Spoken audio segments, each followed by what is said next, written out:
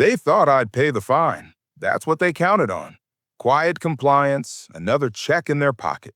But instead, I went to war. It all started when I parked my old restored truck in my driveway. It wasn't junk. It was a classic, shining chrome and polished red paint, the kind of truck that turns heads. But to the HOA, it was an eyesore. Within 24 hours, I had a violation notice slapped on my door.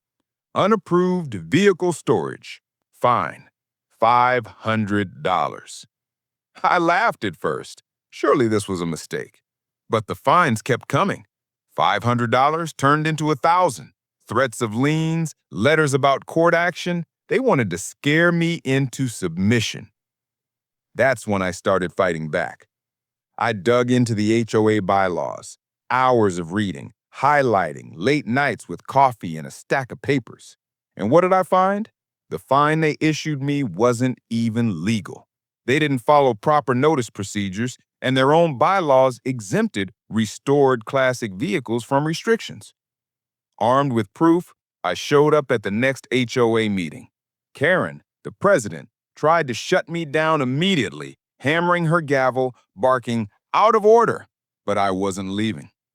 I pulled out the bylaws, page marked, highlighted in bright yellow. "This," I said, slapping it on the table, "is your rule book. And this fine? Illegal. Every cent you tried to charge me is fraud." The room went silent. Then murmurs spread. Other neighbors began nodding, pulling out their own letters, their own fines. They'd been bullied the same way. I wasn't just speaking for me anymore. I was speaking for all of us. Karen's face drained of color. The treasurer stammered excuses, but the neighbors weren't listening anymore. They were angry and united. We voted that night. The board was dissolved. Karen stormed out in tears, her gavel left on the table. A new committee was formed, one that listened to residents instead of terrorizing them. My truck still sits proudly in my driveway today, polished brighter than ever. But it's more than just a vehicle now. It's a symbol, a reminder that when the HOA tried to bleed me dry, I fought back.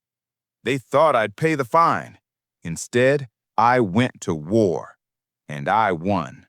I am Liam, and trust me, the next HOA story is even worse. Subscribe now.